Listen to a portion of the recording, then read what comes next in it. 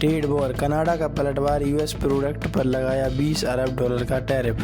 America और Canada के बीच trade war बढ़ गया। कनाडा के जवाबी कार्रवाई करते हुए टैरिफ लगाने की घोषणा की। इसका मूल्यांकन लगभग $20 अरब आंका गया।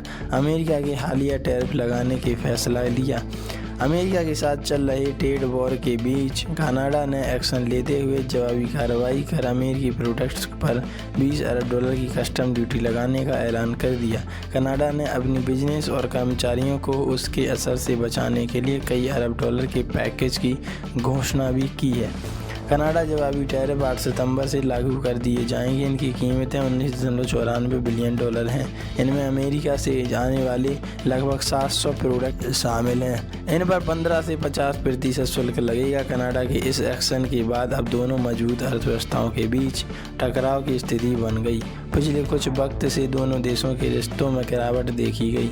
दरअसल कनाडा का यह फैसला वाशिंगटन की हालिया टैरिफ के बराबर है। शनिवार को दोनों देशों के बीच बातचीत विफल हो गई थी। जिन प्रोडक्ट पर कस्टम ड्यूटी लगाई गई है उनमें स्टील, एल्यूमीनियम, फर्नीचर और कपड़ों जैसे सामान हैं जिन पर 50% तक टैरिफ लगेगा। वहीं घरेलू उपकरण और कुछ सी फूड पर 25% टैरिफ लगाया जाएगा। कनाडा के सरकारी अधिकारी राइटर्स को बताया है कि इलेक्ट्रॉनिक्स और टूल्स पर 15% टैरिफ लगेगा। क्या बोले कनाडा के वित्त मंत्री फ्रांसोवा फिलिप शैम्पेन।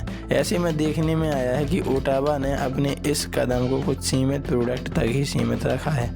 सरकार में वित्त मंत्री फ्रांसोवा फिलिप शैम्पेन ने कहा कि सरकार ने अनुपातिक तरीका अपनाया। इनमें बिजनेस से जुड़े विवाद के अनुभव का इस्तेमाल करते हुए अमेरिकी सामानों पर जवाबी टैरिफ लगाने का फैसला किया।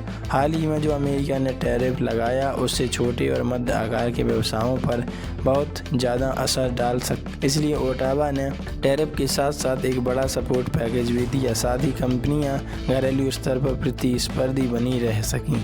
कनाडा अमेरिका में साल 2025 में जारी ट्रेड वॉर, दरअसल पूरा विवाद उस ट्रेड वॉर का हिस्सा है जो साल 2025 में शुरू हुई थी। उस वक्त ट्रंप ने सीमा सुरक्षा फैंटानिल तस्करी को लेकर चिंता बताते हुए कनाडाई सामानों पर टैरिफ लगाया था।